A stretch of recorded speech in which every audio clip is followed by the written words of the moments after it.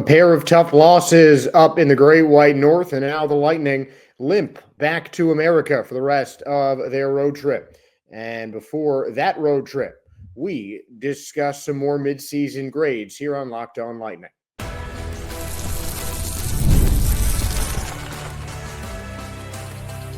You're Locked On Lightning, your daily podcast on the Tampa Bay Lightning, part of the Locked On Podcast Network, your team every day. Josh Sperber here, thanking all of you for making Locked On Lightning your first listen every day. We're part of the Locked On Podcast Network, your team every day. And if your team is the Tampa Bay Lightning, then this is the show for you. And we will get started by talking about last night's game, a very difficult loss for the Lightning. They got out to a 2-0 lead. Then the Canadiens scored the final three, with the last of which coming in the final 3 minutes of the third period. And it was just one-time goal after one-time goal after what the heck was that from Slavkovsky. No angles right next to the net. That got the first goal in behind Vasilevsky, who made 19 saves against the Canadien, now 2-0 against the Tampa Bay Lightning. But that was just one of those goals that just let the air out of the Lightning's tires. And you could really tell that they were kind of frustrated and letting that hang over them. And Alex Newhook took advantage a few minutes later. And that, I mean, you know, I don't want to say that the Canadiens didn't earn those goals, because they did. But it just seemed like the Lightning, you know, they left Slavkovsky next to the net with no angle, not thinking he could slap one past Vasilevsky, just an unreal shot on the slightest of slivers into the net. And then Newhook gets a really nice looking slap shot on a great look, because the Lightning are just caught puck watching. You know, they're not moving towards the man. They're not keeping an eye on their man as much, or at least they weren't in the game against Montreal. And I think they need to keep their head on a swivel more, because it was that defense that let a lead built on two world-class goals. I mean, Kucherov doing what he does best on a great pass from Cirelli, and then Gensel on a tip-in from a nice wraparound from Asimont. The Lightning, I feel like, have had trouble with those in-close, like, little backhand lifts. There have been so many of the in-tight goals that you just wish, or goal opportunities, I should say, that you just wish that, you know, a variety of Lightning offensive players would have gotten more, just a little bit more on. And this was one of those. It was just a quick tip right back to Gensel, and it was a knee-jerk instant reaction, just lifted it right over the net. Like, those were two really well-worked goals by the Lightning that now don't mean as much in the loss. And, you know, again, I don't want to say this in terms of just detracting from the skill of Kucher and Gensel, because they're two of the best players in the league. But, you know, the opening two goals, when you give up three straight to lose, mean a little bit less. And the Lightning did not have a lot of power play chances, or they didn't give up a lot of power play chances, but the Canadiens were able to capitalize again with that crazy goal from Slavkovsky. The Lightning had 4 chances on the power play and weren't able to put one in. This is a team that climbed up to 4th in the league after a string of really good power play performances. So it's just one of those where the domino kind of fell, and it was not the way that you would have expected for the Tampa Bay Lightning. And it was a game that they certainly couldn't win, and it seemed like they had well in hand. And then in a blink of an eye, in the middle of that second period, you know, things changed. Just really those 2 goals. I think you take those out, obviously on the scoreboard, the Lightning win. But if you take those goals out, it might not just be a 2-1 win. It might be a shutout win, or even a 3-1 win with an empty netter or something like that. But in my mind, I don't think that third goal happens if Vasilevsky, you know, doesn't make those deflating saves. The defense doesn't, you know, work just a little bit better on keeping their head on a swivel, keeping one eye on the man, one eye on the puck, really. And, you know, just a couple small little fundamental mistakes that the Lightning made cost them this game. And that was really it. It's a winnable game, and it stinks because it's its divisional opponent too, in a time where the Lightning don't have the games in hand that they once did over the rest of their division. They still have 2 games in hand for the Maple Leafs, and then a game in hand on everybody else. But those are, quieting down more and more. And the Lightning have now lost 5 games against Canadian division, 6 games against Canadian teams they've played in their division. The Lightning had an early road contest against the Ottawa Senators, another divisional team that they dropped early on in the year as well. And now the Canadiens, they still haven't been able to beat, and the Maple Leafs, as good as they are, they still haven't been able to beat them, and that is difficult. And the Lightning get a chance at Ottawa at home in February to hopefully rebound, but on the road in Canada has not been friendly to the Tampa Bay Lightning this year. And that, I think, is at the very least going to cost them a chance at winning the division. I don't think it'll cost the Lightning a playoff spot, but it is definitely going to make their first round matchup that much harder because,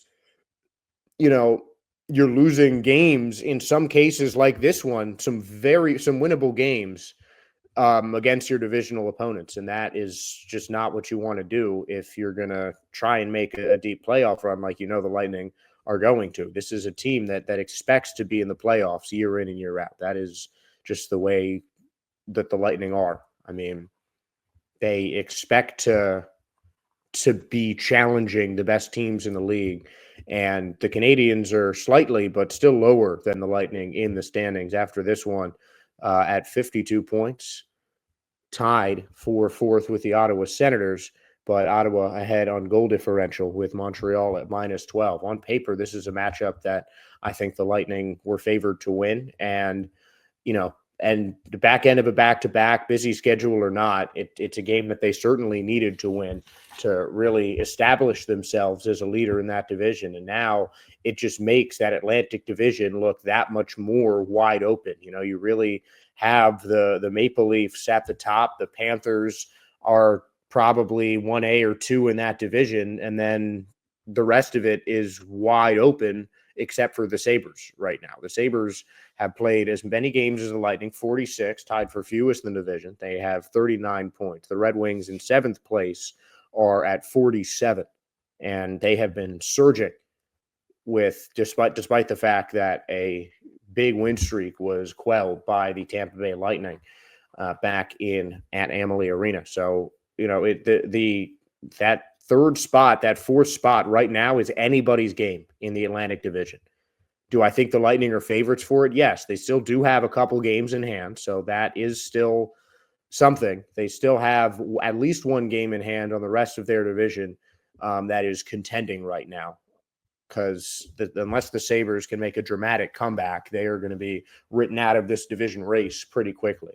So I'd still say the Lightning have the inside edge of the wild card, but a loss like this is just absolutely going to hurt, plain and simple. So,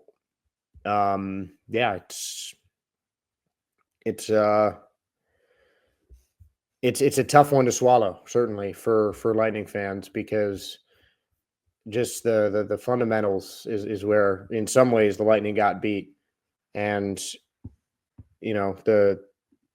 a rare time that they lose the special teams battle is going to come back to bite them, and that is something that makes this Lightning team dangerous in a lot of ways.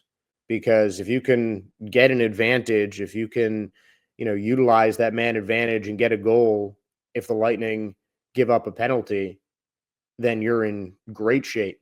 And then, you just really know that you have to clamp down against that Lightning power play. I don't want to say that they live and die by the power play, but losing the power play battle, losing the special teams battle usually correlates with a Lightning loss, and that is what happened against the Canadiens. But this was definitely a preventable win. They have what's hopefully an easier game coming up against the Blackhawks in a couple weeks, but that's going to be another road back-to-back with a decent amount of travel between Chicago and Detroit in the next weekend. But we've got another day off before games The Blackhawks are the Lightning's opponent on Friday. Until then, we'll continue with our midseason grades. In this episode, we'll finish the rest of the forwards, starting with, let's call it line 3, kind of approximating these as the Lightning has moved their forwards around so much. But you'll see who we call line 3 on the next segment here on Locked On Lightning. In sports, having a winning strategy is everything. It's how the best teams make it to the Super Bowl, the Stanley Cup, the World Series, and the Olympics. And the same goes for life. Having a strategy like life insurance from SelectQuote can protect your financial legacy and keep your family's future secure. SelectQuote makes it easy to find the perfect life insurance policy. As one of America's leading insurance brokers with nearly 40 years of experience, SelectQuote has helped over 2 million customers find $700 billion in coverage since 1985. What sets SelectQuote apart is their personal touch. Unlike other brokers that offer one-size-fits-all policies, SelectQuote's licensed agents tailor coverage to fit your unique needs. If you are in good health, you might even qualify for same-day coverage of up to $5 million. No medical exam required. And it's much more affordable than you'd think. You can get up to $1 million in coverage for as little as $20 a month. So get the right life insurance for you for less at SelectQuote.com/lockedon. Just go to the link below, SelectQuote.com/lockedonnhl today. That is SelectQuote.com/lockedonnhl. Go to SelectQuote.com/lockedonnhl to get started. SelectQuote, they shop, you save.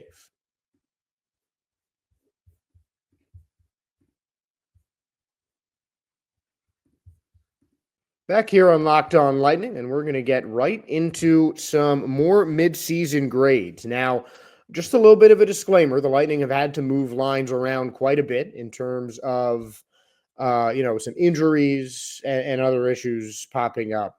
But for these purposes, we're going to use line 3 as Mikey Asimon, Mitchell Chaffee, and Nick Paul for the third line. And Mitchell Chaffee even had some words about how much the offensive lines have been switched around and how it's kind of made things more challenging in a productive way for the Tampa Bay Lightning offensive unit. I feel like, obviously, compared to last year, you're in a different position. Like you said, you're getting put in different positions and you're trying to succeed. And whether it's with different guys up and down the lineup, you're trying to contribute in the ways you can. And I think it just comes down to playing your game. Obviously, you don't need to be changing your game depending on who you're playing with. So it's just trying to be a reliable player out there and continuing to grow. Nick Perbix talked about consistency as a key element of the Lightning's defense, and it's certainly been a lot easier with the Lightning's defense staying on pairings, but the consistency has certainly been the case when it has come to this Lightning third line, and I feel like Nick Paul has really been the leader. He and Connor Geekie have really been splitting time in that second line, and Paul has had to play all over the ice over the course of this season, showing off his versatility and ability to play both wings and center as well.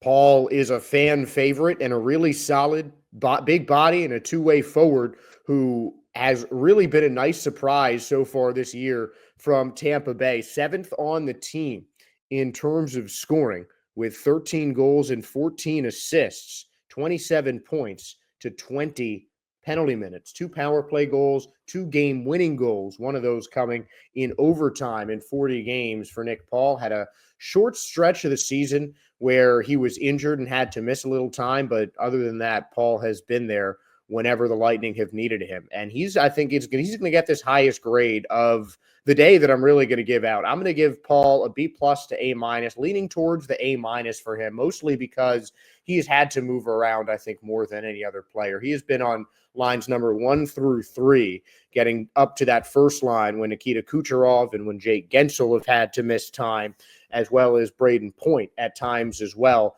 So Paul has had to move around, and he's had to play seemingly with a different, pair of line mates every single night. And you wouldn't be able to tell with his production and the way that he plays on the ice. He's just a really great teammate and just provides some extra poise and stability on that Lightning third line. So I'm going to give him a B+, A-.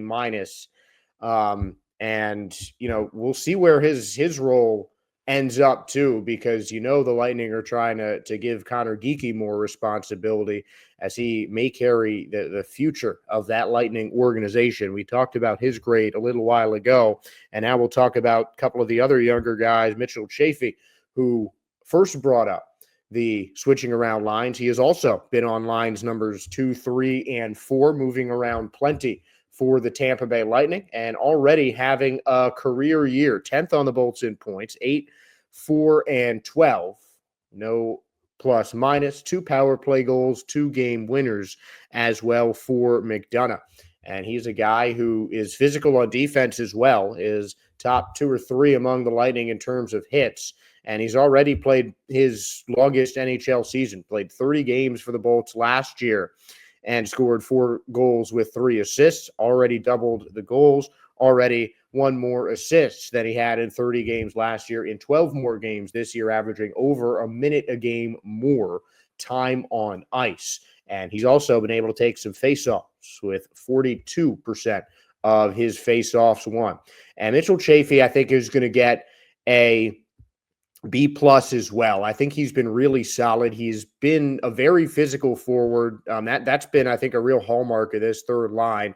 I'll say the same thing about Eyssimont next when I talk about him. But Chaffee has really been busy bringing the physicality for a guy who, isn't as big as some of the other players that he's lining up against, but he's just strong, smart, and he gets to the right spots on the ice and just, really comes up in timely fashion for the Lightning. He's not one of those players that is you can expect a spectacular from, like Nikita Kucherov or Braden Point or someone like that, but he's just a high IQ player who knows his role and knows what to do, and he does just about everything at a really high level, and just is a really solid, consistent player who always seems to be benefiting the Lightning on both the offensive and the defensive end. I'm going to give him a B+ for sure. Would definitely like to see a bit more in that plus minus, though, for really everyone on this line, including Mikey Eyssimont, who has gone between the third and fourth line, began the season with an injury that kind of slowed his production a little bit. But in the last couple of games, especially really since the season has turned corner to the second half, Eyssimont has really started to pick things up. He played a nearly full season last year, 25 points, 11 goals, 14 assists, and a +7, all career highs for him. This year, Eyssimont at -3. It would be his second year finishing with a minus number, last time being in 2022 to 23 in just 15 games. This year, it's 43.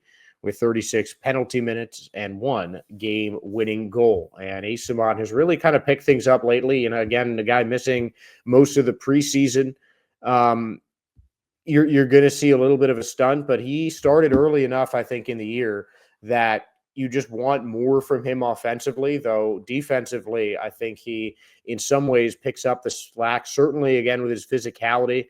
Eyssimont is listed at 6 feet and just under 200 pounds, and he's just, a solid, like it's almost 200 pounds, 191 to be exact, but it's 191 pounds of just solid muscle. He is very strong, and that helps him kind of scare other forwards in some ways. He's just a guy that you don't want to get hit from, and it helps him on the defensive end. But I mean, these are things that you want to see more of.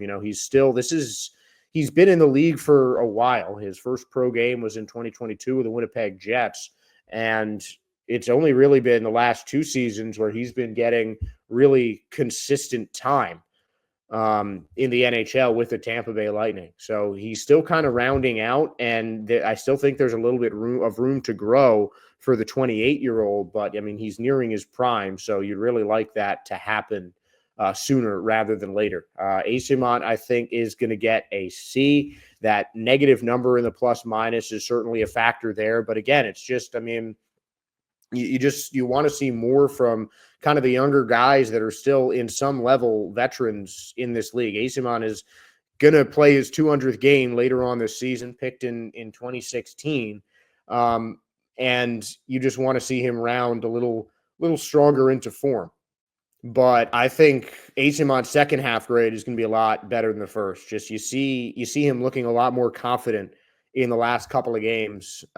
Just things are starting to click and they're starting to come together. And I think we're going to see a fuller, more unleashed version of Mikey Asimon in the second half of the season. It would certainly be a benefit to the Lightning. This fourth line for the Bolts has been a big benefit, especially on the defensive end. And we'll talk about why numbers don't lie for this fourth line.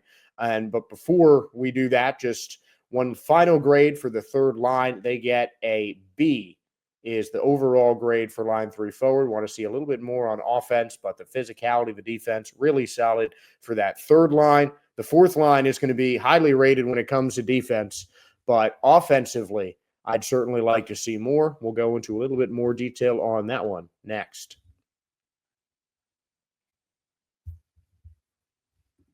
From the first whistle to the final drive, FanDuel makes the NFL playoffs even more exciting because right now new customers can bet $5 and get $300 in bonus bets if you win your first bet.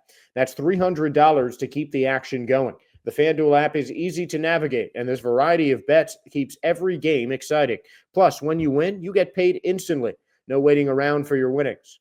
Whether you're betting on your favorite team, the Lightning, or just looking to add some extra excitement to the playoffs, FanDuel has got you covered. Just visit FanDuel.com to join today and get started with $300 in bonus bets. That is FanDuel.com. Make this playoff season unforgettable with FanDuel, an official sportsbook partner of the NFL. Back for one last time. Offensively, we'll talk about the line 4 forwards, a B for line number 3. It'll drop a little bit lower for 9-4, which for most of the season has been comprised of Zemgus Girgensons, Luke Glendening, and Cam Atkinson. And for this one, we're going to start with Zemgus Girgensons, who was a big signing for the Lightning, not kind of veterans minimum guy, 31 years old, a bit more of a veteran, who had already played in nearly 700 games with the Buffalo Sabres over about 10 seasons, and one of the few representatives of Latvia in the NHL.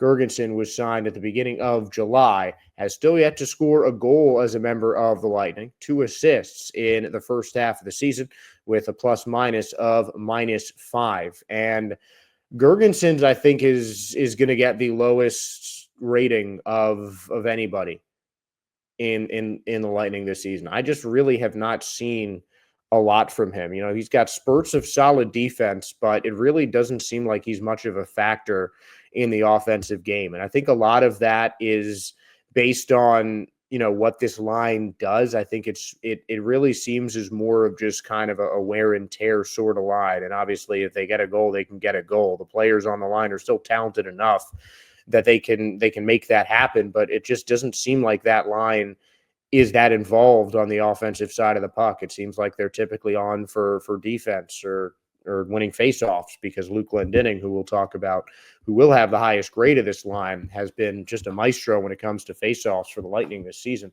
But Zemgus Girgensons just really has, just for most games, doesn't seem like he's been much of a factor. And that is, I mean, it's concerning for a guy that the Lightning did. You know, again, it wasn't a huge contract, but I mean, this was an offseason acquisition just to kind of round out the lineup. And it seems like the Lightning are going to look for some other answers. I mean, he plays a different side of the ice. Gonzalez would usually switch on to right wing when he was up with the Lightning.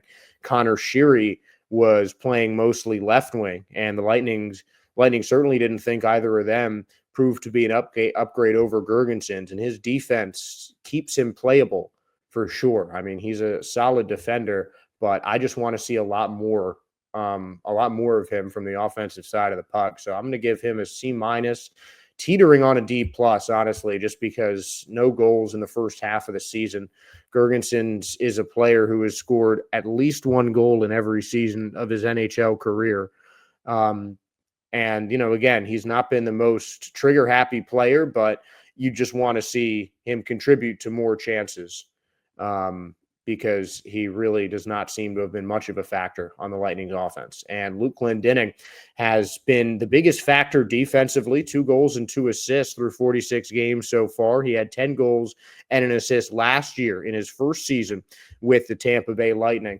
But it's his faceoff numbers that have really kept him active, winning well over 50% of his faceoffs every season except for his rookie year in 2013 and 2014. This year, he's in the middle of the pack in terms of his career numbers, just under 55% on the faceoffs in around 11 minutes of ice time. A -6 is the only real blemish on his resume, and Glendening, one of his 2 goals is a shorthanded goal, and he's just really a nice energy guy. The faceoffs are certainly a spark. He's got one of the highest faceoff percentages on the Lightning team. But again, the full line, the full third line just isn't that involved in the offense. And of the active roster players, Luke Glendening has the highest faceoff percentage. Jack Finley won 3 out of 5 faceoffs in his lone game with the Lightning, but Glendening leads all Lightning skaters by over 3%, with Nick Paul and Anthony Cirelli, not in that order, the next 2 after him. So his impact on the faceoff circle certainly helps the Lightning control possession, but they just don't keep it when they're on the ice. So Glendening will get a C+ to B-. Again, the lack of offense really from this third line, I think, diminishes how solid that they've been defensively, because when you're chasing the puck the whole time, sometimes you're going to get tired, and that's when you're going to make a mistake. And it's happened a couple times on this fourth line with the lowest cumulative plus-minus, well in the negative numbers of any regular Lightning line over the course of the season so far. And last but certainly not least, another offseason acquisition, Cam Atkinson, who has not played as much as the rest of his Lightning cohorts, 29 games, 3 goals, 3 assists, still a solid impact player. He stayed out of the penalty box, just 4 penalty minutes, averaging his lowest career time on ice, under 10 minutes per game, winning 33% of his faceoffs as well. And Cam Atkinson, a former 6th-round pick, just another veteran, and his locker room presence, I think, makes him a lot more valuable than his game looks. He's a guy that is really well liked by the whole team and seems just to have good chemistry with just about everybody. But he is the oldest player on the Lightning team, and in some ways, it's starting to show. I mean, he's still a very talented hockey player. There is no doubt about that. And offensively, he's really helping lead that fourth line as well. And he's a little bit undersized at this age, hurts his physicality a little bit, but I mean, he's just quick and can get his stick in the right places to make an impact on defense as well. And offensively, he's been the best player on the fourth line and put in some really nice goals in close for Tampa. So he's going to get a C. I think I'd like to see more defensively from Cam Atkinson. But again, just this whole fourth line, Girgensons has 2 assists, Atkinson is 3 and 3, and Luke Glendening is just a notch lower than Atkinson at 2 and 2 in goals and assists. So a combined 5 goals and 7 assists from that third line is really the only thing, is one of the tougher parts of it, because it's a good scrappy line. I think it's a line that really wears teams out and, frustrates them defensively, because it's a smaller group of guys. You'd think there'd be more holes to move the puck around, but they clamp down, and it's just, it's defensively a really solid unit, but I'd like to see more on the offensive side. So as a whole, I'm giving a C to the Lightning's fourth forward line, a B to their third forward line. If you guys have your own midseason grades, feel free to comment below or message us at LO_Lightning on our X page. But we get those midseason grades for everyone. We'll have some overall grades on tomorrow's show as we get ready for another weekend of back-to-back Lightning games. That is going to do it for today's show, though. Josh Sperber once again, thanking all of you for tuning in and making Locked On Lightning your first listen today and every day. Now for your second listen, find Locked On Fantasy Hockey. Become a fantasy hockey expert and get the edge over your league mates with daily tips from Steal and Flip. Find Locked On Fantasy Hockey on YouTube or wherever you listen to your podcasts. And we are going to start premiering these episodes a little bit earlier. We're going to try a 10 o'clock premiere time beginning today. If you guys would rather it stay at 11, please let us know. We make the show for you guys, for the fans, so we just want to make it easier for you guys to listen and get all your Lightning news to start your day. But once again, I'm Josh Sperber. I want to thank all of you for tuning in. Please give us a follow, a like, and a subscribe. We really appreciate your support and that you tuned in to this show, and enjoy the rest of your week. Have a good one. Go Bolts.